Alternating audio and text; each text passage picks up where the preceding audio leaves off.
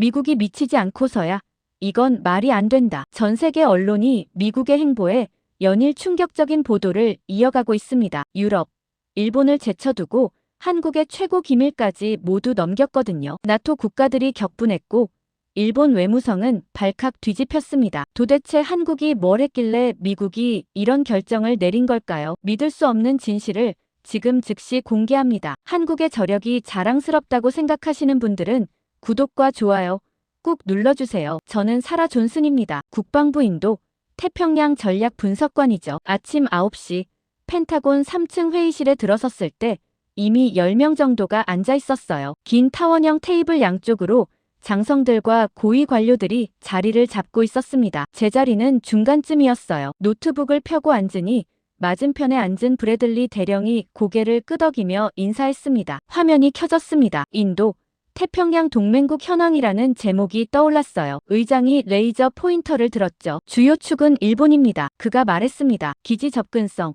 기술 협력, 전략적 위치 모든 면에서 일본이 핵심이에요. 화면에 일본 지도가 크게 확대됐습니다. 오키나와 기지, 요코타 기지, 사세보 항구, 빨간 점들이 일본 전역에 찍혀 있었어요. 그 옆으로 작은 그래프 하나가 보였습니다. 한국이었죠. 일본 그래프의 3분의 1도 안 되는 크기였어요. 저는 자료를 넘겨봤습니다. 한국 관련 내용은 뒤쪽 페이지에 작게 정리돼 있었어요. 협력 가능국 정도라고 적혀 있었습니다. 가능국이라는 표현이 묘했죠. 확정도 아니고 그냥 가능성이라는 거였어요. 의장이 계속 말했습니다. 한국은 감정적 변수가 많습니다. 역사 문제로 일본과 자주 충돌하고 국내 정치도 불안정하죠. 전략적 가치는 있지만 신뢰성에는 물음표를 달아야 합니다. 고개를 끄덕이는 사람들이 보였어요. 다들 동의하는 분위기였습니다. 저도 그랬어요. 사실 한국에 대해 깊이 생각해 본 적이 없었거든요. 그냥 동맹국 목록에 이름이 올라있는 나라 정도였죠. 그때 뒤쪽에서 손이 올라갔습니다. 젊은 소령이었어요. 이름표를 보니 제임스리라고 적혀 있었습니다. 실례지만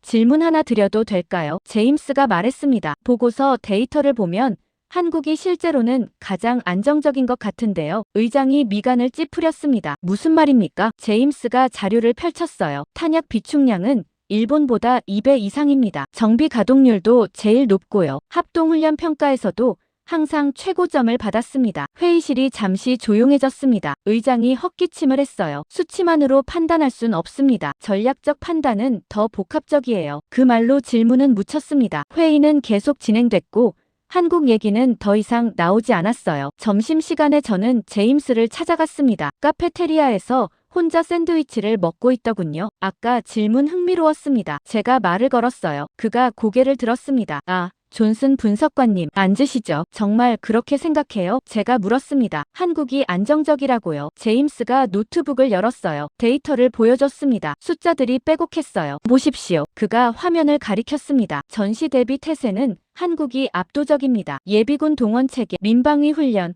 군수물자 비축, 모든 지표가 최상위예요. 그런데 왜 회의에서는 그런 얘기가 안 나올까요? 제가 물었죠. 제임스가 어깨를 으쓱했습니다. 편견 아닐까요? 다들 일본이 중요하다고 배웠으니까요. 한국은 그냥 덤으로 따라오는 나라 정도로 생각하는 것 같아요. 저는 그의 화면을 다시 봤습니다. 정말로 한국 수치가 높았어요. 그런데 왜 저는 한 번도 주목하지 않았을까요? 오후 회의가 다시 시작됐습니다. 이번엔 예산 배분 문제였어요. 일본 기지 확장에 20억 달러, 호주 협력에 8억 달러, 한국은 3억 달러였습니다. 저는 손을 들었습니다. 의장이 저를 봤어요. 존슨 분석관, 말씀하시죠. 한국 예산이 너무 적은 거 아닙니까? 제가 말했습니다. 실제 기여도를 보면 더 투자해야 할 것 같은데요. 의장이 한숨을 쉬었습니다. 존슨 분석관, 당신도 아시잖아요. 한국은 변수가 많아요. 북한 문제도 있고 중국 눈치도 봐야 하고요. 확실한 곳에 투자하는 게 맞습니다. 다른 사람들도 고개를 끄덕였어요. 저는 입을 다물었습니다. 더 이상 할 말이 없었거든요. 저도 똑같이 생각했으니까요. 한국은 복잡하고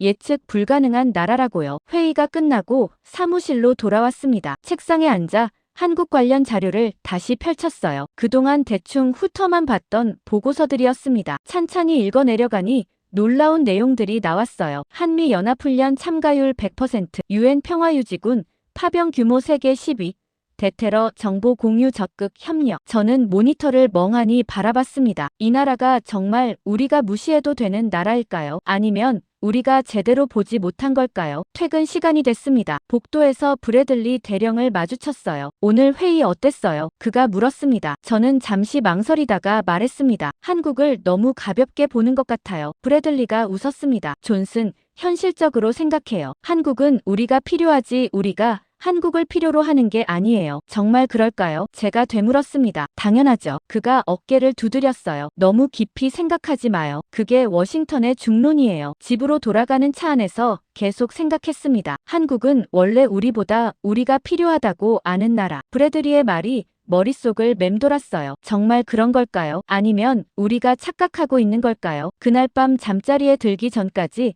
한국 보고서를 계속 읽었습니다. 읽으면 읽을수록 이상했어요. 숫자는 분명한데 왜 아무도 주목하지 않는 걸까요? 지나치게 감정적이고 전략적 가치도 변수가 많다. 회의에서 나온 평가였습니다. 하지만 데이터는 정반대를 말하고 있었어요. 저는 노트북을 덮었습니다. 뭔가 잘못됐다는 느낌이 들었어요. 우리가 한국을 제대로 보지 못하고 있다는 생각이 들었습니다. 하지만 그게 뭔지는 아직 몰랐죠. 일주일 후 저는 인천공항에 내렸습니다. 국방부에서 아시아 순회 현장 조사 지시가 내려왔거든요. 일본, 한국, 호주를 차례로 방문하는 일정이었어요. 솔직히 한국은 형식적인 방문이라고 생각했습니다. 중요한 건 도쿄와 시드니였죠. 공항을 빠져나오니 주한미군 연락장교가 기다리고 있었어요. 톰슨 대위였습니다. 환영합니다. 존슨 분석관님. 그가 악수를 청했습니다. 평택 기지로 먼저 가시죠. 차에 오르자마자 톰슨이 태블릿을 건넸어요. 방문 일정표였습니다. 기지 시찰, 한미연합사 브리핑, 탄약고 점검, 정비창 방문. 빡빡한 스케줄이었죠. 평택까지는 1시간 정도 걸렸습니다. 차창 밖으로 고속도로가 지나갔어요. 깔끔하게 정비된 도로였습니다. 생각보다 현대적이더군요. 기지 정문을 통과했습니다. 경비가 삼엄했어요. 신분 확인만 3번을 했습니다. 안으로 들어가니 거대한 시설들이 펼쳐졌어요. 활주로, 경납고, 병영, 사격장. 규모가 어마어마했습니다. 먼저 작전 상황실로 안내받았습니다. 벽면 가득 모니터가 걸려 있었어요. 실시간으로 한반도 전역이 표시되고 있었죠. 한미연합사 작전 참모가 브리핑을 시작했습니다. 현재 우리 연합태세는 최고 수준입니다. 그가 말했습니다. 24시간 감시체계 가동 중이고 유사시 즉각 대응 가능합니다. 화면에 그래프가 떠올랐어요. 준비태세 지수였습니다. 한국이 98%였어요. 일본은 82%,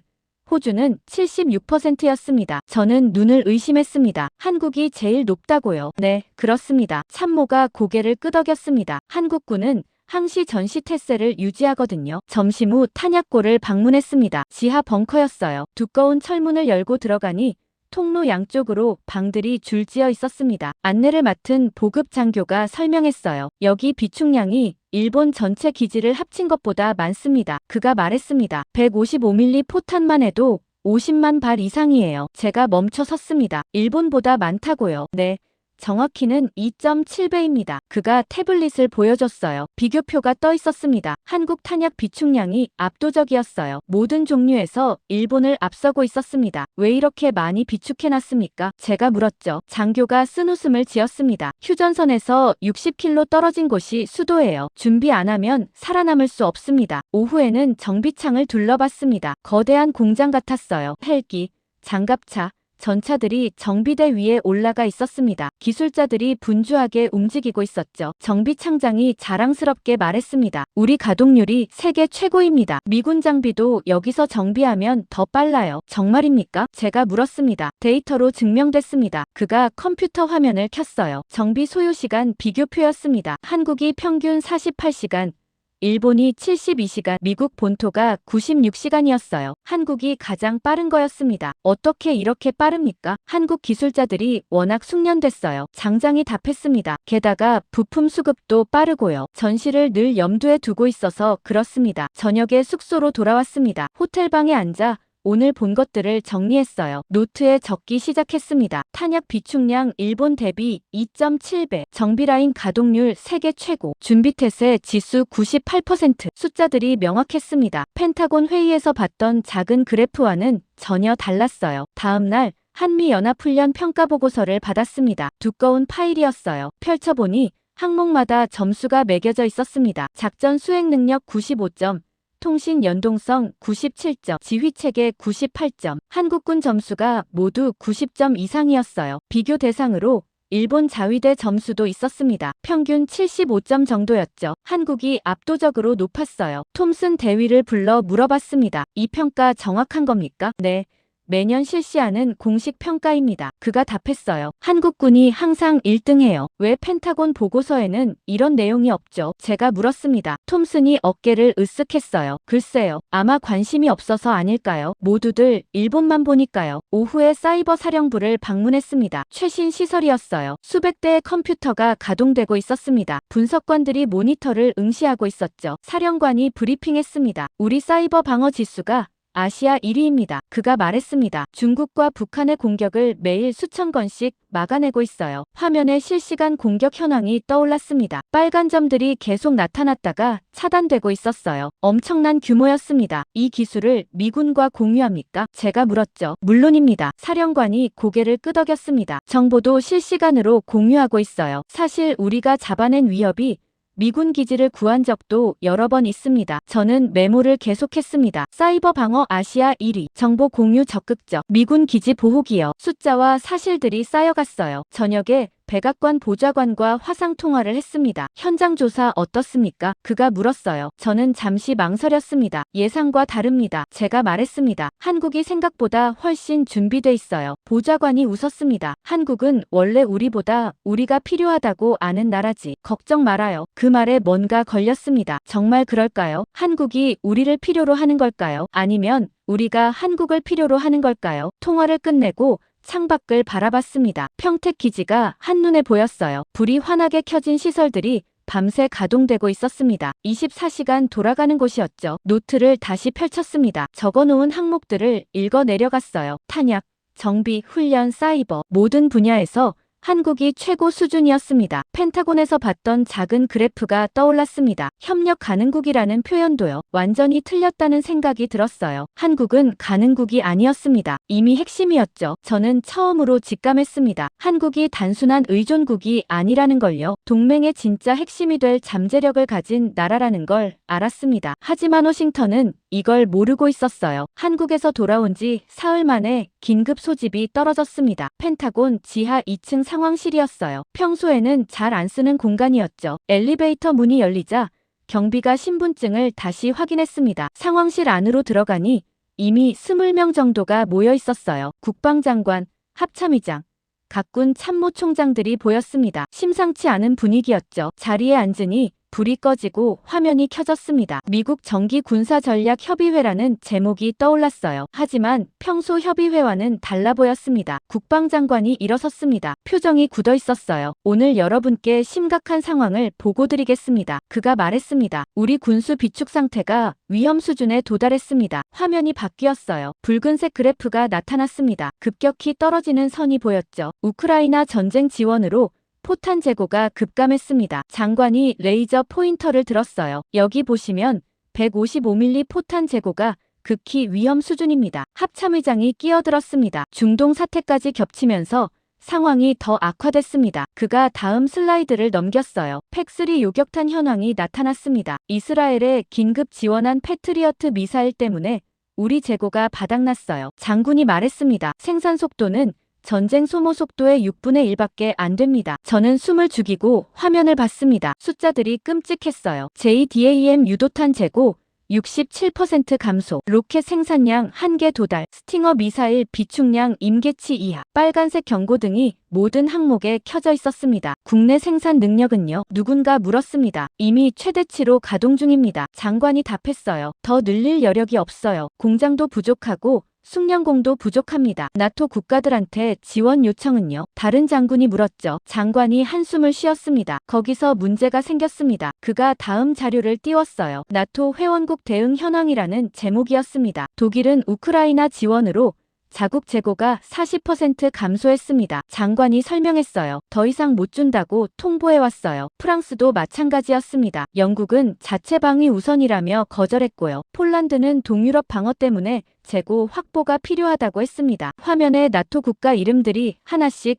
빨간 X 표시가 그어졌어요. 독일, 프랑스, 영국, 폴란드 줄줄이 거절이었습니다. 우리가 남의 나라 전쟁 2개 지원하다가 우리 재고가 텅 비었다고요. 공화당 소속 국방위원이 벌떡 일어났습니다. 이게 동맹입니까? 목소리가 떨렸어요. 우리 안보는 누가 책임집니까? 민주당 의원이 반박했습니다. 지금 발 빼면 세계 패권이 무너집니다. 자유진영 전체가 흔들려요. 그럼 미국은요? 공화당 의원이 소리쳤습니다. 우리 군대가 탄약 없이 싸우라는 겁니까? 회의실이 난장판이 됐습니다. 고함 소리가 오가고 책상을 치는 소리가 들렸어요. 의장이 의사봉을 두드렸지만 소용없었습니다. 조용히 하십시오. 장관이 큰 소리로 외쳤습니다. 겨우 정적이 찾아왔어요. 다들 숨을 헐떡이며 자리에 앉았습니다. 장관이 다음 화면을 넘겼습니다. 동맹국 비축 현황이었어요. 일본, 호주, 필리핀, 태국 이름이 떠올랐습니다. 아시아 동맹국들 상황은 어떻습니까? 누군가 물었죠. 장관이 고개를 저었습니다. 일본은 자국 팩3도 부족하다며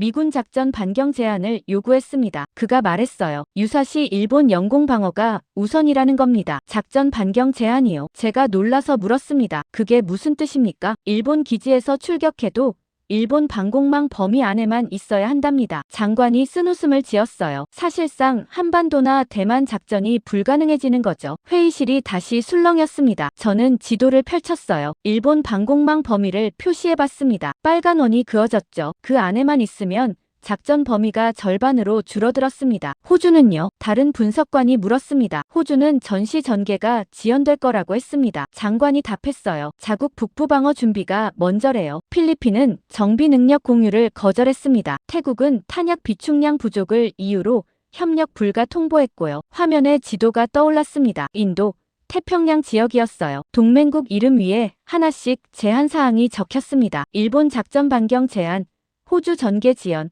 필리핀 정비 불가, 태국 탄약 미지원. 빨간 줄들이 지도 위에 그어지고 있었습니다. 저는 그걸 멍하니 바라봤어요. 미군이 당장 필요할 때 실제로 도와줄 나라가 하나도 없었습니다. 모두가 자기 나라 먼저였죠. 회의가 끝나고 복도로 나왔습니다. 동료 분석관들이 모여서 수군거리고 있었어요. 이거 정말 심각한 거 아냐? 누군가 말했습니다. 동맹이 이렇게 약한 줄 몰랐어요. 저는 그들을 지나쳐 사무실로 갔습니다. 책상에 앉아 한국 방문 보고서를 꺼냈어요. 거기 적힌 숫자들이 다시 보였습니다. 탄약 비축량 일본 대비 2.7배, 정비 가동률 세계 최고, 사이버 방어 아시아 1위, 준비태세 98%, 한국이었습니다. 유일하게 준비된 나라였어요. 다른 나라들이 제한을 걸고 있을 때 한국만은 달랐습니다. 하지만 펜타곤은 여전히 한국을 작은 그래프로만 보고 있었죠. 저는 모니터를 켰습니다. 긴급 보고서를 작성해야겠다고 생각했어요. 이 상황을 제대로 보고해야 했습니다. 하지만 뭐라고 써야 할까요? 동맹들이 줄줄이 빠지고 있다. 미국이 혼자가 되고 있다. 그리고 우리가 무시했던 한국만이 제대로 준비돼 있다. 손가락이 키보드 위에서 멈췄습니다. 그렇게 보고서를 쓰기 시작한 지 이틀째 되던 날이었습니다. 국방부 내부 회의가 다시 소집됐어요. 이번엔 동맹국 대응 전략 논의였습니다. 회의실에 들어서니 분위기가 험악했어요. 파벌들이 명확하게 갈라져 있었습니다. 한쪽에는 국익 우선파가 앉아 있었고 다른 쪽에는 아시아 전략파가 자리했죠. 중간에 전통 동맹파가 있었습니다. 국무부 차관이 먼저 발언했습니다. 나토 동맹국들과의 관계를 재정비해야 합니다. 그가 말했어요. 유럽 방어가 흔들리면 안 됩니다. 국익 우선파 대표가 비웃었습니다. 유럽이요? 지금 그들이 우리한테 뭘 해준 게 있습니까? 그가 테이블을 탁 쳤어요. 탄약 한 발 안 주면서 미국 보호만 요구하잖아요. 하지만 70년 동맹입니다. 차관이 반박했습니다. 역사를 무시할 순 없어요. 역사가 배를 채워줍니까? 국익파가 소리쳤습니다. 지금 우리 재고가 바닥났다고요. 아시아 전략파에서 손을 들었습니다. 태평양 사령부 작전 참모였어요. 일본 문제를 논의해야 합니다. 그가 말했습니다. 작전 반경 제한은 받아들일 수 없어요. 일본이 협상 여지를 남겼습니다. 차관이 말했습니다. 대화로 풀 수 있어요. 대화요? 참모가 코웃음 쳤습니다. 일본은 이미 결정했어요. 자국 방어가 절대 우선이라고요. 우리 작전 따위 관심 없습니다. 그럼 압박을 가해야죠. 누군가 말했습니다. 압박하면 일본이 더 멀어집니다. 차관이 경고했어요. 자칫하면 동맹 자체가 깨질 수 있어요. 회의실이 또 시끄러워졌습니다. 고함 소리가 여기저기서 터져 나왔어요. 저는 조용히 앉아서 지켜봤습니다. 국방부 내부 자료를 펼쳤어요. 동맹국별 협력 제한 사항이 정리돼 있었습니다. 나토 국가들 항목을 읽어 내려갔습니다. 독일 자국 방어 먼저, 추가 지원 불가. 프랑스 아프리카 작전 우선. 아시아 개입 제한. 영국 재정 압박. 해외 전개 축소. 폴란드 러시아 위협 대비. 병력 이동 불가. 모두 조건부였습니다. 자기네 상황이 해결되면 도와주겠다는 거였죠. 하지만 그게 언제일까요? 아무도 확답을 못했습니다. 호주 자료도 봤습니다. 북부 방어 태세 강화 완료 시까지 전개 지연. 예상 기간 최소 6개월. 6개월이었습니다. 전쟁이 나면 이미 끝나고도 남을 시간이었어요. 필리핀은 더 심했습니다. 정비 인프라 부족, 미군 장비 수리 불가, 자체 방어 능력 구축 우선. 사실상 협력 거부였죠. 회의가 계속됐습니다. 이번엔 아시아 전략을 놓고 싸웠어요. 일본 중심 전략을 유지해야 합니다. 전통파가 주장했습니다. 70년간 구축한 체계를 버릴 순 없어요. 그 체계가 지금 작동 안 하잖아요. 국익파가 반박했습니다. 일본은 우리를 제한하고 있어요. 그래도 대안이 없습니다. 전통파가 고집했어요. 일본 말고 어디 있습니까? 한국이 있습니다. 제 입에서 말이 튀어나왔습니다. 회의실이 조용해졌어요. 모두가 저를 쳐다봤습니다. 존슨 분석관, 의장이 말했습니다. 설명해 보시죠. 저는 자료를 꺼냈습니다. 한국 현장 조사 보고서였어요. 한국은 제한을 걸지 않았습니다. 제가 말했습니다. 탄약 비축량이 충분하고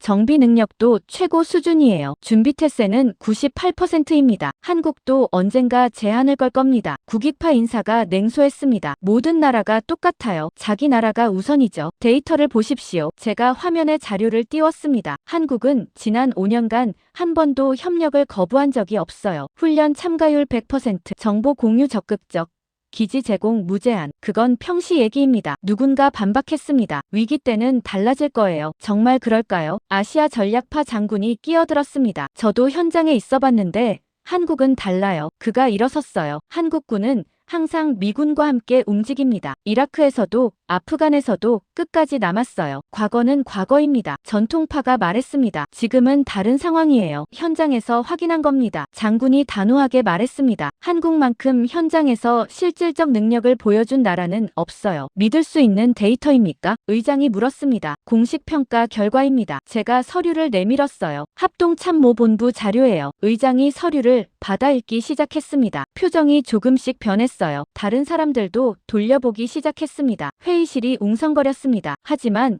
일본을 포기할 순 없습니다. 전통파가 여전히 주장했어요. 포기하라는 게 아닙니다. 아시아 전략파 장군이 말했습니다. 선택지를 다양화하자는 거예요. 일본만 보지 말고 한국도 제대로 보자고요. 그건 너무 위험합니다. 국익파가 끼어들었습니다. 한국에 치우치면 일본이 반발할 거예요. 지금도 일본은 우릴 제한하고 있잖아요. 장군이 반박했습니다. 더 이상 잃을 것도 없어요. 저는 중립을 유지하려 했습니다. 하지만 한국에서 확보한 데이터가 자꾸 머릿속을 때렸어요. 탄약 2.7배, 정비 세계 최고, 훈련 평가 1위, 사이버 방어 아시아 1위. 숫자는 거짓말을 하지 않았습니다. 회의가 끝났습니다. 결론은 나지 않았어요. 각자 입장만 확인했을 뿐이었죠. 복도로 나오는데 아시아 전략파 장군이 다가왔습니다. 존슨, 당신 보고서 중요해요. 그가 조용히 말했습니다. 제대로 쓰십시오. 무슨 뜻입니까? 제가 물었죠. 지금 워싱턴이 결정을 못 내리고 있어요. 장군이 말했습니다. 당신 보고서가 판을 바꿀 수 있어요. 사실만 쓰면 됩니다. 그날 밤 사무실에 남았습니다. 보고서를 다시 펼쳤어요. 동맹국 협력 현황이라는 제목 아래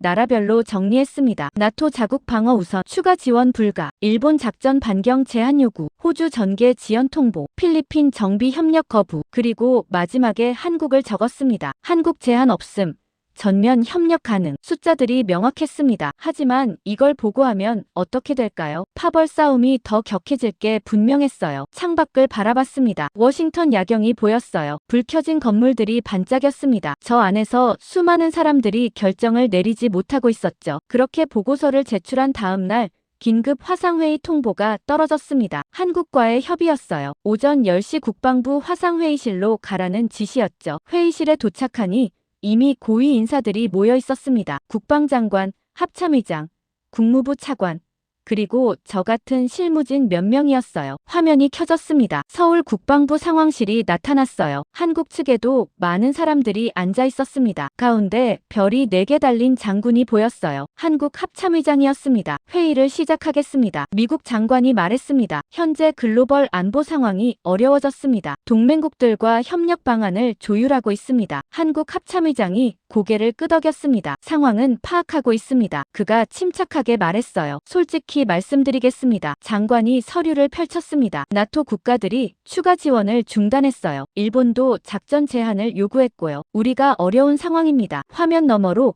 한국 측 인사들이 서로 눈빛을 교환했어요. 뭔가 이미 예상했다는 표정이었습니다. 한국의 입장을 듣고 싶습니다. 장관이 물었습니다. 재고 부족 상황을 감안해서 협력 범위를 조정해야 할 것 같은데요. 저는 긴장했습니다. 다른 나라들처럼 한국도 제한을 걸 거라고 생각했거든요. 당연한 수순이었죠. 한국 합참의장이 몸을 앞으로 기울였습니다. 카메라를 똑바로 보며 말했어요. 한국은 기존 계획 그대로 갑니다. 그가 또박또박 말했습니다. 아니, 그 이상으로 미국을 지원하겠습니다. 회의실이 조용해졌습니다. 미국 측 인사들이 서로 쳐다봤어요. 잘못 들은 건가 싶었습니다. 다시 한번 말씀해 주시겠습니까? 장관이 물었습니다. 한국은 미국에 대한 지원을 확대합니다. 합참의장이 분명하게 말했어요. 기지 전면 개방, 항만 무제한 사용, 탄약 공유, 정비 인프라 제공, 제한은 없습니다. 저는 메모하던 펜을 떨어뜨렸습니다. 옆에 앉은 동료가 작게 중얼거렸어요. 저게 진짜야? 한국도 재고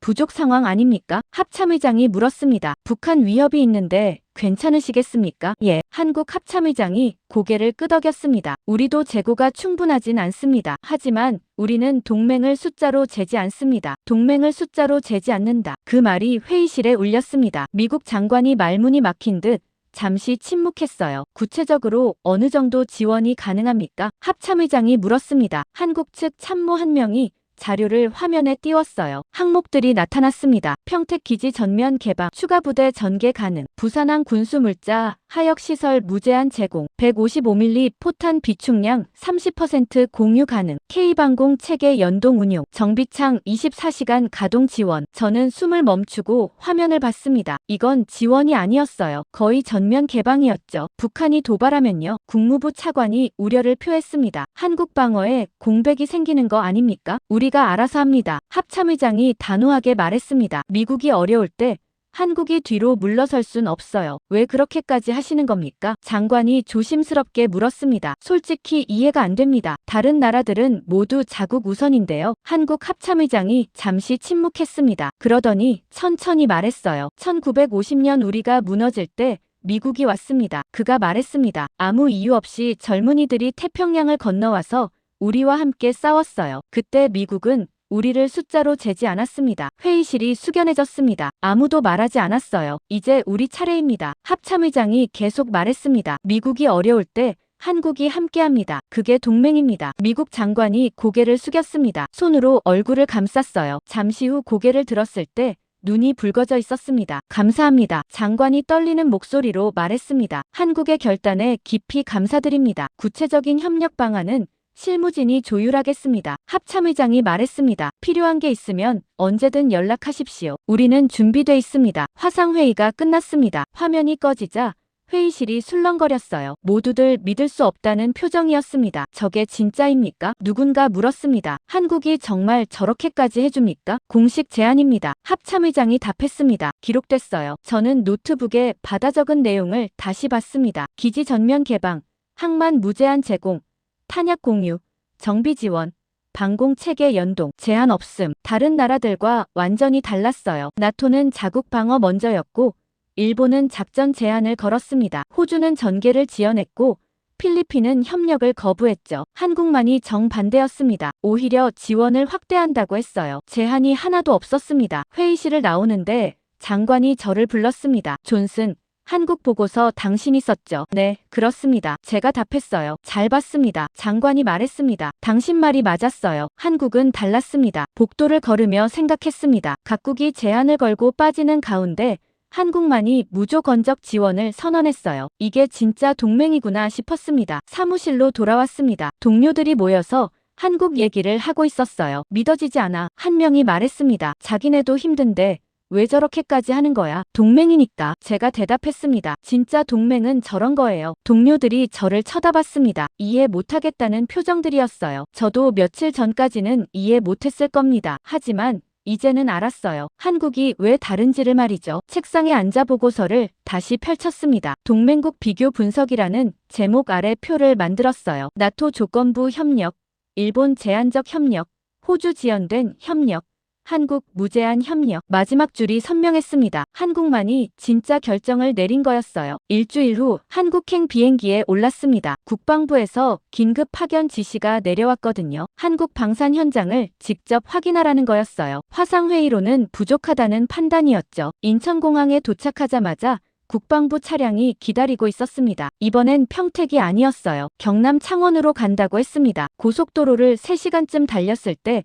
거대한 공단이 나타났습니다. 한화방산 공장이었어요. 담장이 끝없이 이어져 있었고 굴뚝에서 연기가 피어올랐습니다. 24시간 가동 중이라고 안내관이 말했습니다. 정문을 통과했습니다. 보안 검색이 삼엄했어요. 금속 탐지기를 3번 통과하고 신분증을 2번 확인받았죠. 안으로 들어가니 공장동이 여러 채 늘어서 있었습니다. 첫 번째 건물은 포탄 생산 라인이었습니다. 문을 열고 들어가자 굉음이 귀를 때렸어요. 기계들이 쉴 새 없이 돌아가고 있었습니다. 컨베이어 벨트 위로 포탄 몸체가 지나갔어요. 작업자들이 곳곳에서 검사하고 있었죠. 생산라인 책임자가 다가왔습니다. 환영합니다. 그가 헬멧을 건네줬어요. 안전모를 쓰고 따라갔습니다. 여기가 155mm 포탄 라인입니다. 책임자가 소리쳤어요. 기계 소음 때문에 크게 말해야 했거든요. 하루 생산량이 얼마나 됩니까? 제가 물었습니다. 원래는 500발이었습니다. 그가 답했어요. 지금은 1200발입니다. 어떻게 2배 넘게 늘렸습니까? 라인을 증설했습니다. 그가 앞을 가리켰어요. 저 끝에 새 라인이 보이시죠? 3달 전에 만들었어요. 24시간 3교대로 돌리고 있습니다. 정말로 끝쪽에 새 기계들이 보였습니다. 반짝반짝 빛나는 게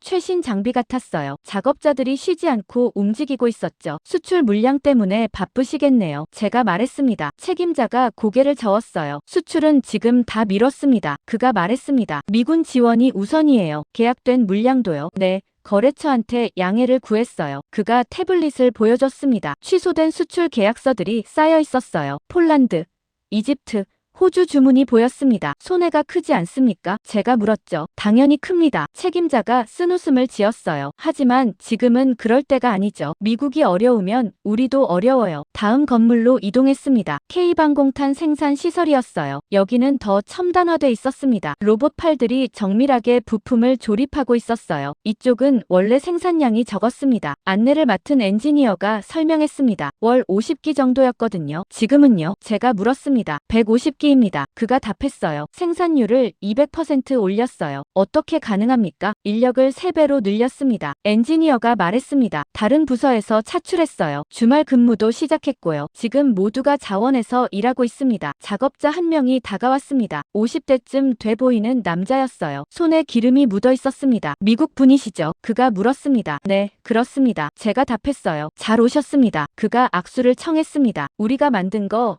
미군이 잘 쓸 겁니다. 열심히 만들고 있어요. 감사합니다. 제가 말했습니다. 고생이 많으시겠어요. 아닙니다. 그가 웃었어요. 우리 아버지가 6.25 때 미군한테 목숨 빚졌거든요. 이제 갚을 때죠. 저는 가슴이 뭉클했습니다. 이 사람은 개인적인 이유로 일하고 있었어요. 돈이나 명령 때문이 아니었죠. 점심시간에 공장 식당에 갔습니다. 수백 명이 밥을 먹고 있었어요. 다들 작업복을 입고 있었습니다. 테이블 하나에 앉았습니다. 옆에 젊은 여성 엔지니어가 앉았어요. 바쁘시죠? 제가 말을 걸었습니다. 엄청 바쁩니다. 그녀가 웃었어요. 요즘 하루 12시간씩 일해요. 힘들지 않으세요? 힘들죠. 그녀가 솔직하게 답했습니다. 하지만 지금 안 하면 언제 하겠어요? 미국이 우릴 도와줬잖아요. 식사를 마치고 다시 공장을 둘러봤습니다. 이번엔 K9 자주포 부품 생산 라인이었어요. 거대한 포신들이 즐비하게 놓여 있었습니다. 부품 재고가 항상 넉넉합니다. 담당자가 설명했어요. 전시를 대비해서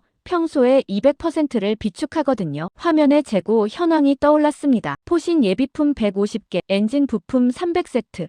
궤도 500개. 엄청난 양이었어요. 왜 이렇게 많이 쌓아놓습니까? 제가 물었죠. 전쟁 나면 공장이 폭격당할 수 있어요. 담당자가 말했습니다. 그래도 싸울 수 있게 미리 만들어 놓는 겁니다. 오후에는 정비시설을 방문했습니다. 미군 장비를 정비하는 곳이었어요. M1 전차 한 대가 분해돼 있었습니다. 기술자들이 엔진을 뜯어보고 있었죠. 이거 평택에서 왔습니다. 정비팀장이 말했습니다. 엔진 과열 문제였어요. 부품 교체하고 있습니다. 얼마나 걸립니까? 내일 아침 아침이면 끝납니다. 팀장이 답했어요. 일본에 보내면 일주일 걸리는 거예요. 우리는 하루면 돼요. 어떻게 그렇게 빠릅니까? 숙련도 차이입니다. 그가 설명했습니다. 우리 기술자들이 미군 장비를 30년 넘게 만졌어요. 눈 감고도 고칠 수 있죠. 정비 속도 비교표를 봤습니다. 한국 평균 48시간, 일본 72시간, 유럽 96시간, 미국 본토 120시간, 한국이 압도적으로 빨랐어요. 4배 차이가 났습니다. 천무 발사대 정비구역도 들렀습니다. 부품들이 깔끔하게 정리돼 있었어요. 재고 확보율이 세계 최고라고 했습니다. 언제든 출동 가능합니다. 담당자가 자랑스럽게 말했습니다. 부품 하나라도 모자라면 바로 생산해요. 공장이 30분 거리에 있거든요. 해가 질 무렵 공장장 사무실로 안내됐습니다. 60대 정도 되는 남자였어요. 차를 따라주며 말했습니다. 어떻게 보셨습니까? 놀라웠습니다. 제가 솔직하게 답했어요. 이 정도일 줄 몰랐습니다. 공장장이 창밖을 바라봤습니다. 불 켜진 공장들이 보였어요. 밤에도 계속 돌아가고 있었죠. 이런 때 함께 못하는 동맹은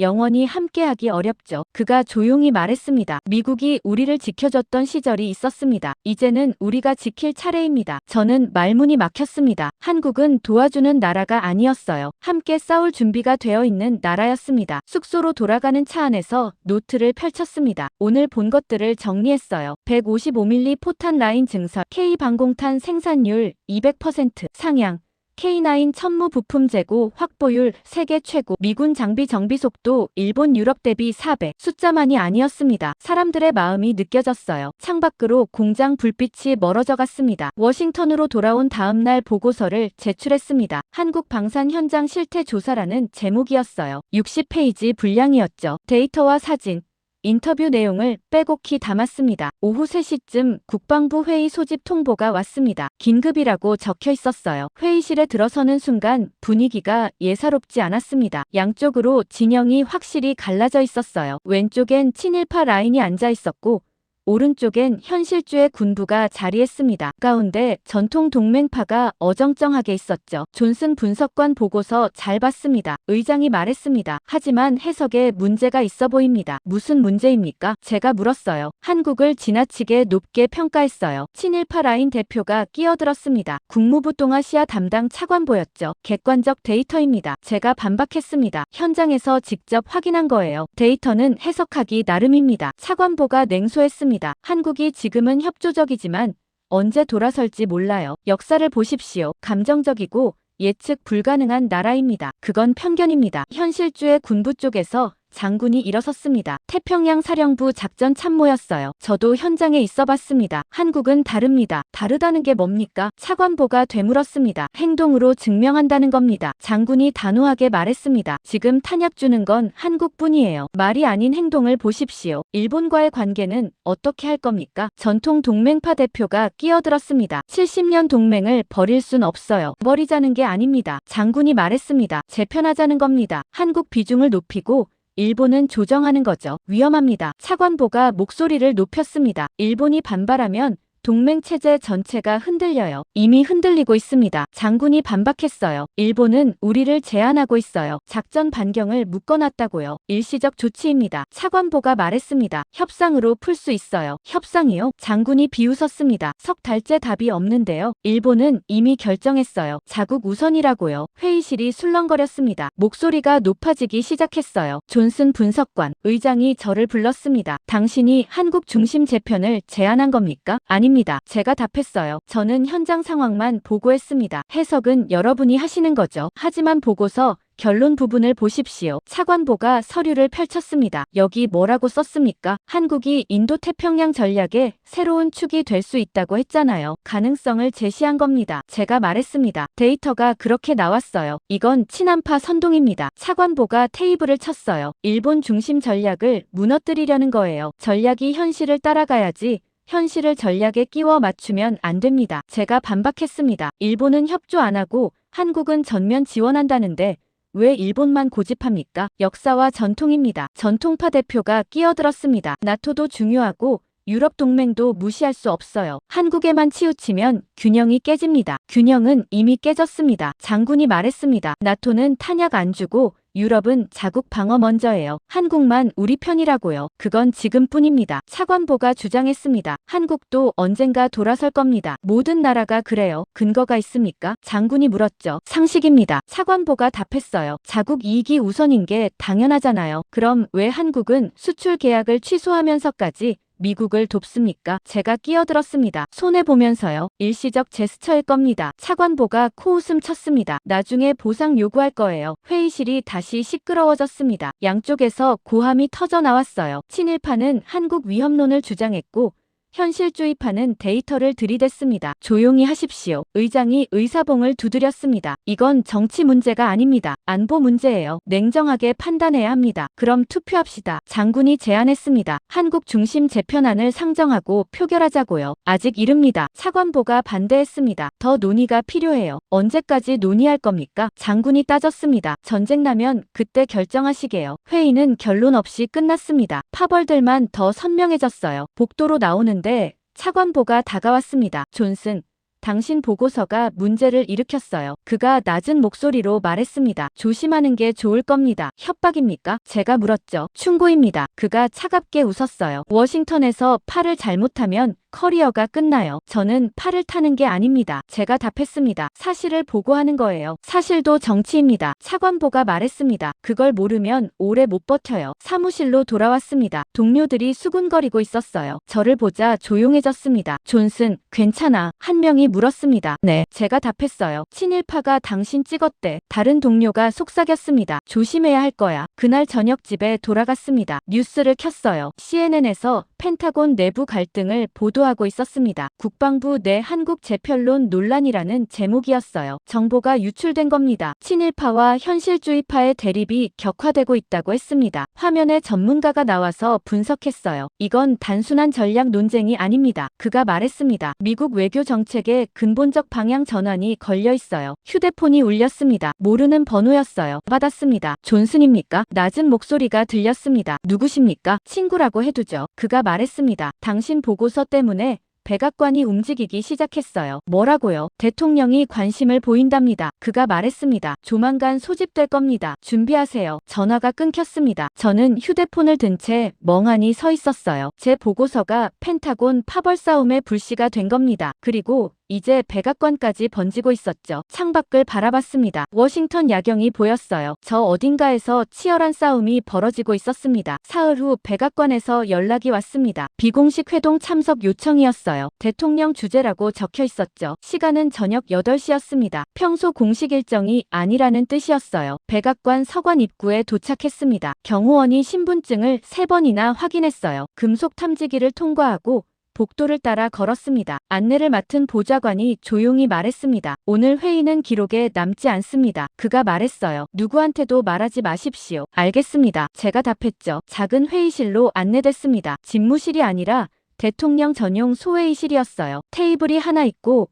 의자가 6개뿐이었습니다. 이미 4명이 앉아 있었습니다. 국방장관, 국무장관, 합참의장, 그리고 국가안보보좌관이었어요. 제가 제일 낮은 직급이었죠. 앉으십시오. 국방장관이 말했습니다. 곧 대통령이 오실 겁니다. 5분쯤 지나자 연문이 열렸습니다. 대통령이 들어왔어요. 수행원 없이 혼자였습니다. 모두 일어섰습니다. 앉으시죠. 대통령이 손짓했습니다. 우리 편하게 얘기합시다. 대통령이 의자에 앉았습니다. 재킷을 벗고 소매를 걷어 올렸어요. 피곤한 표정이었습니다. 한국 보고서 읽었습니다. 대통령이 말문을 열었습니다. 존슨 분석관, 당신이 쓴 거죠? 네, 대통령님. 제가 답했어요. 솔직한 보고였습니다. 대통령이 말했습니다. 펜타곤이 발칵 뒤집혔더군요. 송구합니다. 사과할 거 없어요. 대통령이 손을 저었습니다. 진실을 말한 건데 뭐가 미안합니까? 대통령이 서류를 펼쳤습니다. 제 보고서였어요. 붉은 펜으로 밑줄이 그어져 있었죠. 여기 보면 한국만이 무조건적 지원을 약속했다고 했습니다. 대통령이 읽었어요. 확인된 사실입니까? 네, 확인했습니다. 제가 답했습니다. 화상회의에서 한국 합참의장이 직접 선언했어요. 다른 나라들은요? 대통령이 물었습니다. 모두 제한을 걸었습니다. 국방장관이 답했어요. 나토는 추가 지원 불가, 일본은 작전 반경 제한, 호주는 전개 지연입니다. 대통령이 눈을 감았습니다. 한숨을 길게 쉬었어요. 우리가 위기에 빠졌을 때 다들 등을 돌렸군요. 그가 조용히 말했습니다. 한 나라만 끝까지 우리 옆에 있었고요. 회의실이 정적에 잠겼습니다. 대통령이 눈을 떴습니다. 장관님, 그가 국무장관을 봤어요. 일본과 협상 가능성은 어떻습니까? 어렵습니다. 국무장관이 고개를 저었습니다. 일본 입장이 확고해요. 자국 방어가 절대 우선이라고 합니다. 압박하면요, 역효과입니다. 장관이 답했어요. 자칫 동맹 균열로 이어질 수 있어요. 이미 균열됐잖습니까? 대통령이 쓴웃음을 지었습니다. 작전도 못하는 동맹이 무슨 의미가 있어요? 합참의장이 끼어들었습니다. 대통령님, 한국 카드를 고려해야 합니다. 그가 말했어요. 현장에서 가장 준비된 나라예요. 한국 중심 제 편 말입니까? 대통령이 물었습니다. 네. 의장이 고개를 끄덕였습니다. 일본 비중을 줄이고 한국을 핵심 축으로 올리는 겁니다. 위험하지 않습니까? 국무장관이 우려했습니다. 일본이 반발할 텐데요. 반발하게 두십시오. 대통령이 단호하게 말했습니다. 우리한테 총알도 안 주는 동맹이 뭘 반발합니까? 대통령님, 장관이 다시 말했습니다. 신중하게 접근해야 합니다. 70년 동맹이에요. 70년 동맹이 위기 때 쓸모없으면 의미 없습니다. 대통령이 말했습니다. 저는 현실주의자예요. 작동하는 동맹이 필요합니다. 한국에게 얼마나 공개하실 생각입니까? 국가안보보좌관이 조심스럽게 물었습니다. 대통령이 잠시 침묵했습니다. 창밖을 바라보더니 천천히 말했어요. 모두. 그가 말했습니다. 미국이 가진 그 무엇도 한국에게는 숨길 이유가 없습니다. 저는 소름이 돋았습니다. 이건 단순한 협력 확대가 아니었어요. 완전한 개방이었죠. 구체적으로 어느 수준입니까? 보좌관이 물었습니다. 최고 기밀까지입니다. 대통령이 답했어요. 군사기술, 정보자산, 작전 계획, 한국과 완전히 공유합니다. 회의실이 술렁였습니다. 장관들이 서로 눈빛을 교환했어요. 전례가 없는 결정이었습니다. 대통령님, 국무장관이 말했습니다. 그 정도면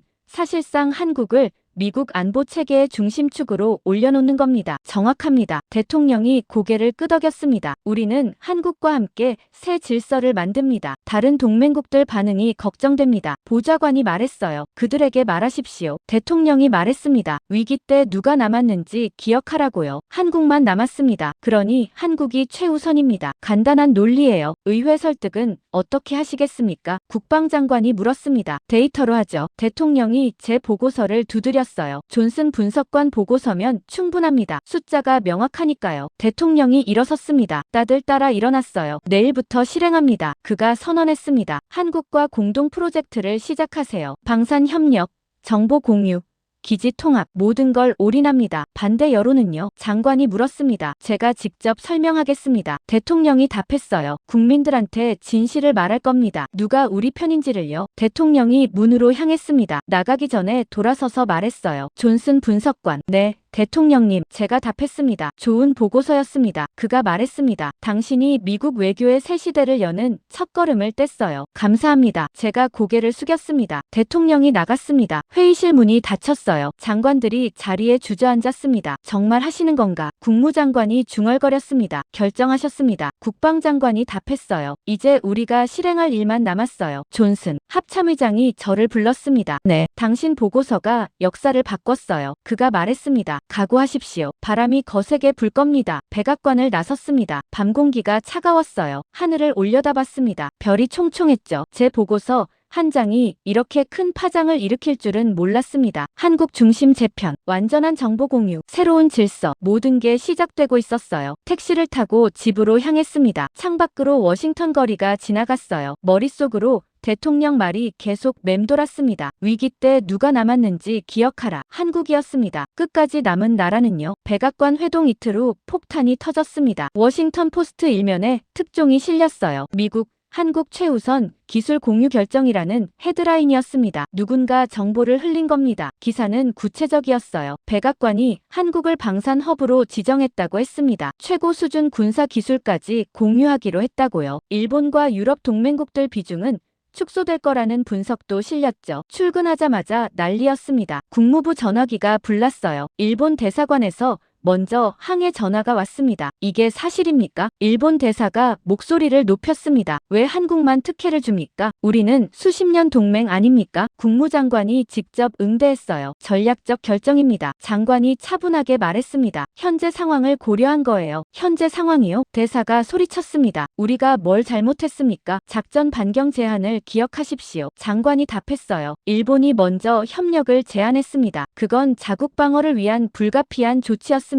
대사가 항변했습니다. 미국도 이해해야 합니다. 우리도 이해합니다. 장관이 말했습니다. 그래서 한국과 협력을 강화하는 겁니다. 한국은 제한을 안 걸었으니까요. 전화가 끊겼습니다. 장관이 한숨을 쉬었어요. 시작됐군요. 오후에 프랑스 대사가 국무부를 방문했습니다. 긴급 면담 요청이었어요. 저도 배석하라는 지시를 받았죠. 장관 집무실에서 만났습니다. 프랑스 대사는 격앙된 상태였어요. 왜 한국에만 방산 허브 지위를 부여합니까? 그가 따졌습니다. 프랑스도 오랜 동맹국입니다. 나토 중심 국가고요. 프랑스는 우크라이나 지원 이후 추가 협력이 어렵다고 하지 않았습니까? 장관이 말했습니다. 우리 요청을 거절했어요. 그건 일시적 상황입니다. 대사가 반박했습니다. 재고가 회복되면 협력할 수 있어요. 그게 언제입니까? 장관이 물었죠. 6개월입니까? 1년입니까? 대사가 대답하지 못했습니다. 한국은 지금 당장 돕고 있습니다. 장관이 말했습니다. 기다릴 여유가 없어요. 독일 외무장관이 화상으로 연결을 요청했습니다. 화면에 그의 얼굴이 나타났어요. 표정이 굳어 있었습니다. 이것은 나토에 대한 배신입니다. 그가 말했습니다. 70년 동맹을 무시하는 겁니까? 무시가 아닙니다. 장관이 답했어요. 우선순위 조정입니다. 한국이 나토보다 중요하다는 겁니까? 지금은 그렇습니다. 장관이 분명하게 말했습니다. 위기 때 누가 남았는지 기억하십시오. 독일 장관의 얼굴이 붉어졌습니다. 우리도 최선을 다했습니다. 그가 항변했어요. 경제 상황이 어려워서 그랬던 겁니다. 한국도 상황이 어렵습니다. 장관이 반박했습니다. 북한 위협의 재고,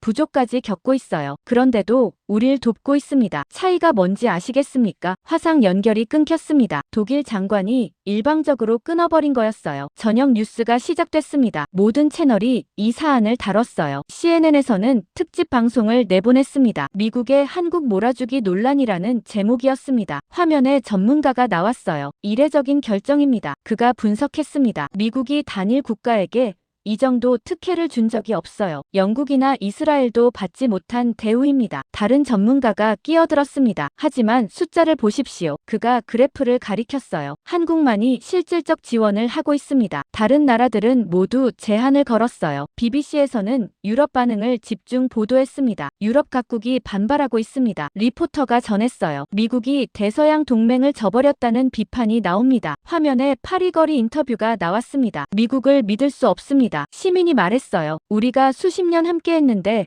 배신당한 기분입니다. 일본 NHK도 특집을 냈습니다. 한미 동맹 강화, 일본 소외 우려라는 제목이었어요. 일본 외교부 대변인이 나왔습니다. 깊은 유감을 표합니다. 그가 말했습니다. 미국의 일방적 결정은 지역 안보를 해칠 수 있습니다. 중국 관영 CCTV도 보도했습니다. 한미 군사 협력 강화는 위협입니다. 대변인이 비난했어요. 지역 긴장을 높이는 행위를 중단해야 합니다. 다음 날 국방부 브리핑이 열렸습니다. 기자들이 몰려들었어요. 질문이 쏟아졌죠. 왜 한국만 최우선 대상입니까? 한 기자가 물었습니다. 객관적 평가 결과입니다. 대변인이 답했어요. 한국이 가장 높은 협력 의지를 보였습니다. 일본과의 관계는 어떻게 됩니까? 다른 기자가 물었습니다. 일본도 중요한 동맹입니다. 대변인이 말했습니다. 하지만 현재는 한국과의 협력이 더 효율적입니다. 유럽 동맹국들 반발에 대해선요. 이해합니다. 대변인이 답했어요. 하지만 우리는 작동하는 동맹이 필요합니다. 감정이 아니라 현실을 봐야 합니다. 브리핑이 끝나고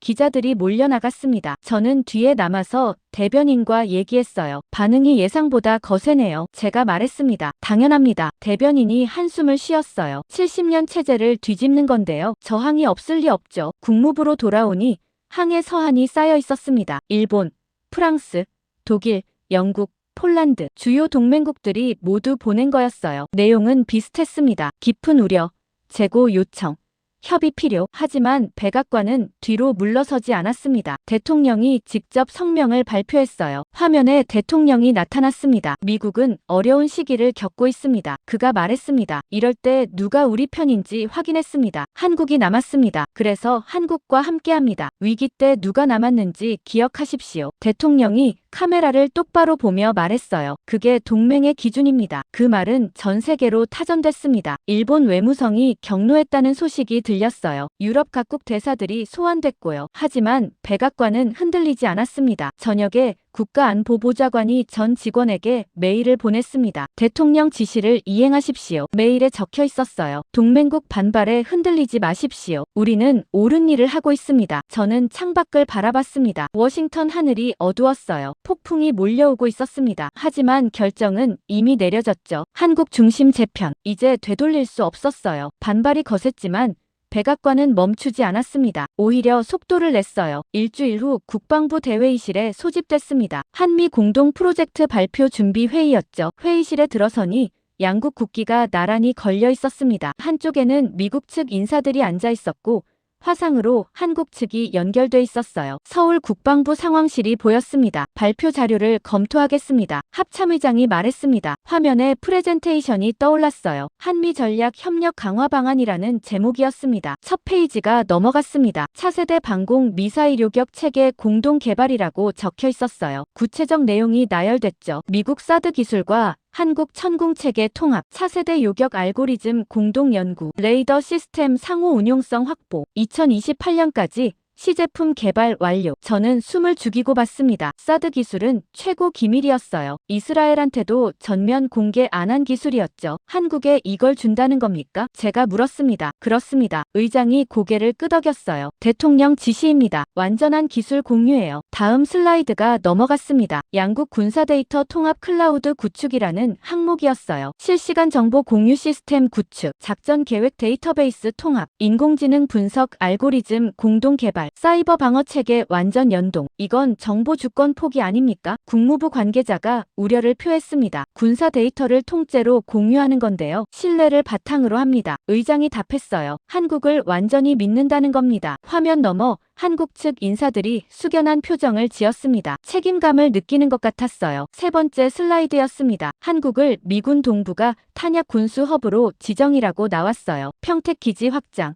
저장시설 3배 증설, 부산 군수터미널 현대화, 하역 능력 5배 향상, 대구 정비창 미군 전용 라인 신설, 제주 해군 기지 공동 사용 확대. 이건 사실상 한국 전역을 미군 기지화하는 거였습니다. 한국 측은 동의했습니까? 제가 물었죠. 이미 합의했습니다. 의장이 답했어요. 한국 정부가 먼저 제안한 사항도 있습니다. 네 번째 슬라이드가 나타났습니다. 고급 군사기술 공동연구라는 제목이었어요. 항목들을 읽는데 눈이 커졌습니다. F-35 엔진 기술 일부 이전, 레이더 핵심 기술 공유, 이지스 전투 체계 소스코드 공개, 차세대 스텔스 기술 공동 연구. 제 손이 떨렸습니다. 이건 미국이 어느 나라에도 준 적 없는 기술들이었어요. 영국한테도 안 줬고 이스라엘한테도 제한적으로만 줬던 거였죠. 의회 승인 받았습니까? 한 참모가 물었습니다. 진행 중입니다. 의장이 답했어요. 하지만 대통령이 강력히 추진하고 계십니다. 반대 여론이 거셀 텐데요. 데이터로 설득합니다. 의장이 말했습니다. 존슨 분석관 보고서가 핵심 근거예요. 저를 쳐다보는 시선들이 느껴졌습니다. 어깨가 무거워졌어요. 다음 슬라이드는 일정이었습니다. 1단계 올해 안에 MOU 체결, 2단계 내년 상반기 공동연구소 설립, 3단계 2027년까지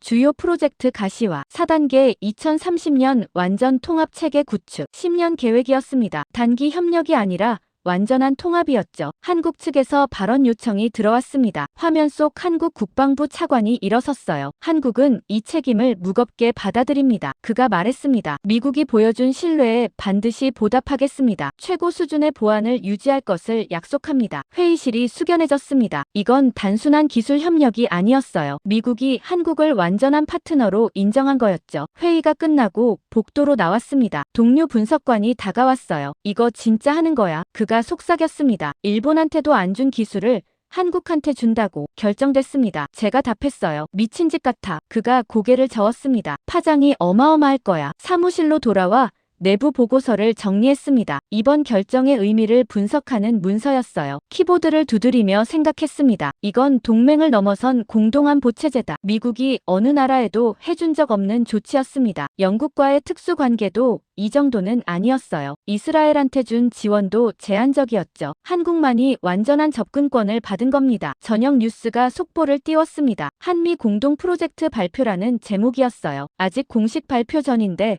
또 누군가 흘린 겁니다. CNN 앵커가 놀란 표정으로 말했습니다. 전례 없는 협력입니다. 그가 전했어요. 미국이 최고 기밀 기술까지 한국과 공유하기로 했습니다. 화면에 전문가가 나왔습니다. 이건 사실상 한미 군사 통합입니다. 그가 분석했어요. 별개 군대가 아니라 하나의 체계로 움직인다는 겁니다. 휴대폰이 울렸습니다. 합참의장실에서였어요. 존슨, 내일 기자회견 배석하십시오. 보좌관이 말했습니다. 대통령이 직접 발표합니다. 다음 날 백악관 브리핑룸은 기자들로 가득 찼습니다. 카메라가 수십 대 설치돼 있었어요. 전 세계 언론이 주목하고 있었죠. 대통령이 단상에 올랐습니다. 옆에 한국 대사가 함께 섰어요. 오늘 역사적 발표를 하겠습니다. 대통령이 말문을 열었습니다. 미국과 한국이 새로운 시대를 엽니다. 프로젝트 내용을 하나씩 발표했습니다. 방공체계 공동 개발, 군사 데이터 통합, 탄약 허브 지정, 고급 기술 공유. 기자들이 받아쓰기에 바빴어요. 이것은 신뢰의 증표입니다. 대통령이 말했습니다. 한국이 위기 때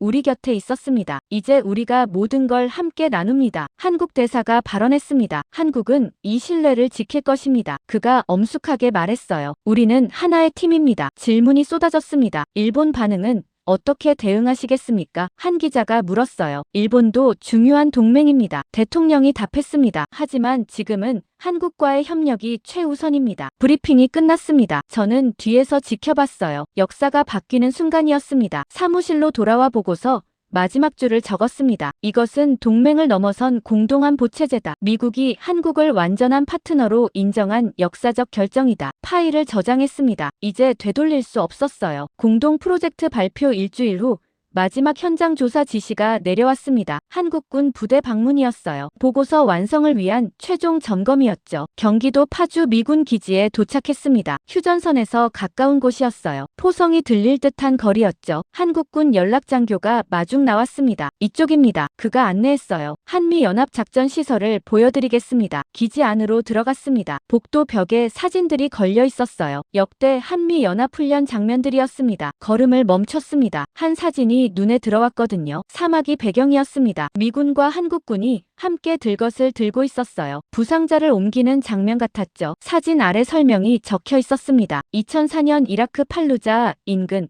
한미연합의료지원작전. 이라크요. 제가 중얼거렸습니다. 네. 한국군도 이라크에 파병됐었습니다. 연락장교가 말했어요. 자이툰 부대였죠. 그때 이를 아는 분이 계십니다. 그가 복도 끝을 가리켰어요. 중령님이 당시 소대장이셨어요. 사무실 문을 두드렸습니다. 들어오십시오. 안에서 목소리가 들렸어요. 문을 열고 들어가니 40대 중반쯤 되는 장교가 앉아 있었습니다. 가슴에 달린 이름표를 보니 김준호 중령이었어요. 미국에서 오셨다고 들었습니다. 그가 악수를 청했습니다. 환영합니다. 감사합니다. 제가 답했어요. 복도에서 사진을 봤는데요. 이라크 파병 때 계셨다고요. 중령이 고개를 끄덕였습니다. 당시 26이었어요. 그가 창밖을 바라봤습니다. 젊었죠. 어떤 임무였습니까? 제가 물었습니다. 원래는 재건 지원이었어요. 중령이 말했습니다. 학교 짓고 병원 운영하고 그런 거였죠. 하지만 상황이 바뀌었습니다. 무슨 일이 있었습니까? 미군이 매일 자살 폭탄 테러에 시달렸어요. 그가 말했습니다. 팔루자 전투 이후였죠. 정말 힘든 시기였습니다. 중령이 일어나 벽에 걸린 액자 하나를 가리켰습니다. 낡은 사진이었어요. 무너진 건물 앞에서 찍은 거였죠. 이날이었습니다. 그가 조용히 말했습니다. 미군 부대가 공격받았어요. 중대장이 폭발에 휘말렸죠. 저는 사진을 자세히 봤습니다. 먼지와 연기가 자욱했어요. 긴박한 순간이 느껴졌죠. 그때 한국은 전투 임무가 아니니 뒤로 빠지라는 명령이 있었습니다. 중령이 말을 이었어요. 안전지역으로 철수하라고요. 하지만 우린 그러지 않았습니다. 왜요? 제가 물었습니다. 미군이 다쳤으니까요. 중령이 단순하게 답했습니다. 동맹이 피 흘리는데 어떻게 그냥 가요? 우리 의료팀이 가장 먼저 달려갔어요. 중령이 책상 서랍을 열었습니다. 오래된 파일을 꺼냈어요. 미군 의무관 기록입니다. 그가 건넸습니다. 당시 작성된 거예요. 저는 파일을 펼쳤습니다. 영어로 작성된 의료 보고서였어요. 날짜는 2004년 11월 15일이었죠. 읽기 시작했습니다. 한국군 의료팀이 위험지역에 가장 먼저 도착했다. 중대장 부상 상태 심각. 즉각 응급처치 시행. 한국군 군의관의 신속한 판단으로 출혈 억제 성공. 헬기 후송까지 한국군이 경호 제공. 다음 페이지를 넘겼습니다. 평가 의견이라는 항목이 있었어요. 한국군 의료팀이 아니었다면 중대장은 사망했을 것이다. 위험 지역에서 철수하라는 지시가 떨어진 상황에서도 한국군은 끝까지 남아 부상자 수송을 도왔다. 가장 끝까지 남아있던 국가는 한국이었다. 마지막 줄을 읽는데 가슴이 뭉클했습니다. 저는 고개를 들어 중령을 봤어요. 위험하지 않았습니까? 제가 물었습니다. 철수 명령도 있었는데요. 위험했죠. 중령이 인정했습니다. 박격포가 계속 떨어지고 있었어요. 하지만 미군을 버릴 순 없었습니다. 그게 동맹 아닙니까? 중령이 다시 창밖을 바라봤습니다. 우리 아버지 세대가 6.25 때 미군한테 목숨 빚졌어요. 그가 조용히 말했습니다. 그때 미군도 위험했을 겁니다. 하지만 왔죠. 우릴 구하러요. 이라크에서 우리가 할 일은 당연한 거였어요. 저는 말문이 막혔습니다. 이건 명령이나 전략이 아니었어요. 빚을 갚는 거였죠. 그 중대장은 어떻게 됐습니까? 제가 물었습니다. 살았습니다. 중령이 미소 지었어요. 지금 펜타곤에서 일하고 있어요. 가끔 연락해요. 항상 고맙다고 하죠. 중령이 서랍에서 편지 한 통을 꺼냈습니다. 낡은 봉투였어요. 이거 그분이 보낸 겁니다. 그가 펼쳐 보여줬습니다. 손으로 쓴 영어 편지였어요. 김중희에게 당신이 없었다면 나는 이라크 모래에 묻혔을 것입니다. 당신과 한국 의료팀이 내 생명을 구했습니다. 미국은 한국과 형제입니다. 전장에서 피로 맺어진 형제입니다. 나는 평생 이 빚을 잊지 않을 것입니다. 2004년 12월 존 맥킨토시. 저는 편지를 다 읽고 중령에게 돌려줬습니다. 손이 떨리고 있었어요. 이런 이야기를 왜 아무도 안 합니까? 제가 물었습니다. 미국에서 이런 거 몰랐어요. 자랑할 일이 아니니까요. 중령이 담담하게 말했습니다. 당연히 한 일이었어요. 동료를 돕는 게 뭐가 특별합니까? 차에 타고 기지를 나섰습니다. 연락장교가 운전하고 저는 조수석에 앉았어요. 한참을 말없이 가다가 입을 열었습니다. 한국은 단순한 동맹이 아니었군요. 제가 중얼거렸습니다. 전장에서 피로 맺어진 나라였어요. 연락장교가 고개를 끄덕였습니다. 우리는 미군을 위해 피를 흘렸어요. 그가 말했습니다. 6.25 때 미군이 우리를 위해 그랬던 것처럼요. 그래서 지금 미국이 어려울 때 혼자 빠질 수 없는 겁니다. 숙소로 돌아가는 내내 생각했습니다. 미국이 한국을 전략적 파트너라는 단어로만 규정했던 건 엄청난 오해였다는 것을요. 한국은 이미 미국을 위해 피를 흘렸던 나라였습니다. 이라크에서, 아프간에서, 베트남에서요. 그래서 지금 미국이 위기에 처했을 때 뒤로 빠질 수 없는 나라였던 겁니다. 그날 밤 호텔방에서 노트를 펼쳤습니다. 마지막 장에 적기 시작했어요. 한국은 말이 아니라 행동으로 증명한 나라다. 전장에서 함께 피 흘린 진짜 동맹이다. 이것이 한국이 다른 이유다. 눈가가 뜨거워졌습니다. 이 감정은 분석가의 감정이 아니었어요. 전우를 대하는 감정이었죠. 워싱턴으로 돌아온 다음 날부터 최종 보고서 작성에 들어갔습니다. 사무실 문을 잠그고 컴퓨터 앞에 앉았어요. 빈 문서를 띄워놓고 한참을 바라봤습니다. 무엇부터 써야 할까요? 한 달간 본 모든 것들이 머릿속을 스쳤어요. 펜타곤 회의실의 작은 그래프, 평택 기지의 탄약고, 창원 공장의 24시간 불빛, 파주, 기지 복도의 낡은 사진, 김준호 중령의 편지, 모든 게 연결되고 있었습니다. 키보드에 손을 올렸습니다. 제목부터 정했어요. 마지막까지 남은 동맹. 한국 재평가 보고서. 첫 문장을 적기 시작했습니다. 전략은 말이 아니다. 행동이다. 그리고 미국이 위기에 빠졌을 때 행동한 나라는 한국뿐이었다. 손가락이 키보드 위에서 빠르게 움직였습니다. 1장 서론에는 펜타곤 회의 장면을 썼어요. 한국이 어떻게 과소평가됐는지, 작은 그래프 하나로 치부됐는지 적었습니다. 2장에는 글로벌 군수 위기를 담았습니다. 나토의 거절, 일본의 제한, 호주의 지연, 숫자와 데이터로 명확하게 정리했어요. 3장은 한국의 결단이었습니다. 화상회의에서 한국 합참의장이 한 말을 그대로 인용했죠. 우리는 동맹을 숫자로 재지 않습니다. 그 문장 아래 밑줄을 그었습니다. 4장에는 방산 현장 조사 내용을 넣었습니다. 포탄 라인 증설, 생산율 200% 상향, 정비 속도 4배, 구체적 수치들을 빼곡히 채웠어요. 5장은 역사적 맥락이었습니다. 이라크 파병, 팔루자 전투, 끝까지 남았던 한국군, 김준호 중령의 증언과 미군 의무관 기록을 인용했습니다. 해가 지고 밤이 깊어졌습니다. 저는 계속 썼어요. 커피를 여러 잔 마시며 키보드를 두드렸죠. 6장 결론 부분에 도달했습니다. 가장 중요한 부분이었어요. 무엇을 쓸지 고민했습니다. 창밖을 바라봤습니다. 워싱턴 야경이 보였어요. 저 건물들 안에서 수많은 사람들이 여전히 일하고 있었죠. 다시 화면을 봤습니다. 결론을 적기 시작했어요. 나는 한국을 다시 쓴다. 이 동맹은 지도 위의 작은 나라가 아니다. 미국을 지탱하는 마지막 축이다. 위기 때 모두가 떠났을 때 홀로 남은 나라. 말이 아닌 행동으로 증명한 나라. 전장에서 피로 맺어진 진짜 형제. 한국은 미국이 재발견해야 할 가장 중요한 동맹이다. 마지막 문장을 적었습니다. 손이 떨렸어요. 이 보고서가 얼마나 큰 파장을 일으킬지 알고 있었거든요. 파일을 저장했습니다. 시계를 보니 새벽 3시였어요. 밤새 쓴 겁니다. 120페이지짜리 보고서가 완성됐죠. 다음날 오전 국방장관실에 보고서를 제출했습니다. 장관이 받아들고 첫 페이지를 펼쳤어요. 전략은 말이 아니다. 행동이다. 그가 첫 문장을 소리내어 읽었습니다. 고개를 끄덕였어요. 좋은 시작입니다. 장관이 말했습니다. 계속 읽어보겠습니다. 사흘 후 소집 명령이 떨어졌습니다. 대통령이 직접 보고를 듣고 싶다는 거였어요. 백악관 집무실로 향했습니다. 이번엔 대회의실이 아니라 집무실이었어요. 더 중요한 회의라는 뜻이었죠. 집무실 문을 열고 들어갔습니다. 대통령이 책상 뒤에 앉아 있었어요. 제 보고서가 펼쳐져 있었습니다. 빨간 펜으로 메모가 빼곡했어요. 존슨 분석관. 대통령이 일어나 악수를 청했습니다. 훌륭한 보고서였습니다. 감사합니다. 대통령님, 제가 답했어요. 마지막 문장이 인상적이더군요. 대통령이 보고서를 들었습니다. 미국을 지탱하는 마지막 축. 정확한 표현입니다. 앉으십시오. 대통령이 소파를 가리켰어요. 마주 앉았습니다. 대통령이 커피를 따라줬죠. 이 보고서를 공개할 겁니다. 대통령이 말했습니다. 의회와 국민에게요. 반발이 있을 겁니다. 제가 조심스럽게 말했어요. 친일파들이 가만히 있지 않을 거예요. 알고 있습니다. 대통령이 고개를 끄덕였습니다. 하지만 진실은 말해야 해요. 누가 우리 편인지 국민이 알아야 합니다. 대통령이 창밖을 바라봤습니다. 나도 처음엔 몰랐습니다. 그가 말했어요. 한국이 이렇게 중요한 나라인지요. 당신 보고서가 눈을 뜨게 했어요. 대통령님께서 결정하신 겁니다. 제가 말했습니다. 저는 사실만 적었을 뿐이에요. 때로는 사실이 가장 강력한 무기입니다. 대통령이 미소 지었어요. 존슨,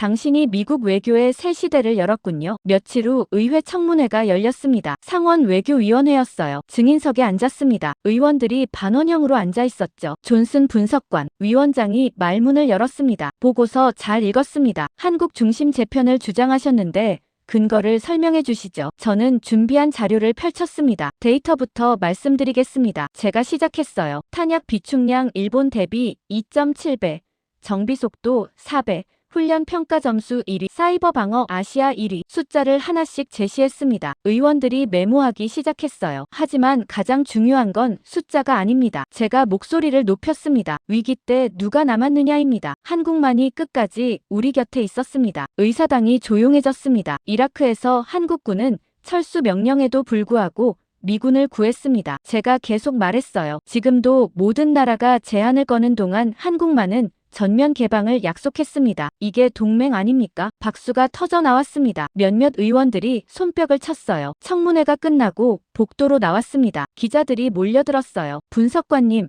한 말씀만요. 마이크들이 쏟아졌습니다. 저는 잠시 멈춰 섰습니다. 한국은 미국의 마지막 축입니다. 제가 카메라를 보며 말했습니다. 우리가 제대로 보지 못했던 가장 중요한 동맹입니다. 그날 저녁 뉴스는 제 청문회 장면을 내보냈습니다. 모든 채널이 보도했어요. 미국 국방부 분석관, 한국을 마지막 축으로 규정이라는 헤드라인이 떴습니다. 여론이 움직이기 시작했습니다. SNS에 한국 지지 글들이 올라왔어요. 퇴역 군인들이 한국 파병 경험을 공유했고요. 이라크 참전 용사단체가 성명을 냈습니다. 한국은 우리가 가장 힘들 때 함께한 나라다. 그들은 진짜 형제다. 일주일 후 대통령이 국정연설을 했습니다. 의사당이 가득 찼어요. TV로 생중계됐죠. 미국은 새로운 시대로 나아갑니다. 대통령이 말했습니다. 한국을 중심으로 인도태평양 안보체계를 재편합니다. 진짜 동맹과 함께 미래를 만들겠습니다. 기립박수가 쏟아졌습니다. 양당 의원들이 모두 일어났어요. TV 화면 한쪽에 제가 앉아있는 모습이 잡혔습니다. 사무실로 돌아왔습니다. 책상에 앉아 창밖을 바라봤어요. 한 달 전만 해도 한국은 작은 그래프였습니다. 이제는 미국 전략의 중심이 됐죠. 제가 쓴 보고서 한 장이 역사를 바꿨습니다. 컴퓨터를 켰습니다. 이메일함에 메시지 하나가 와 있었어요. 발신자는 김준호 중령이었습니다. 존슨 분석관님께 보고서 소식 들었습니다. 감사합니다. 우리가 해온 일들을 알아봐 주셔서요. 한국과 미국은 형제입니다. 앞으로도 함께 가겠습니다. 저는 답장을 썼습니다. 중령님, 제가 감사해야 합니다. 진실을 보여주셔서요. 보내기 버튼을 눌렀습니다. 그리고 한국을 중심으로 새로운 인도태평양 안보체계가 움직이기 시작했습니다.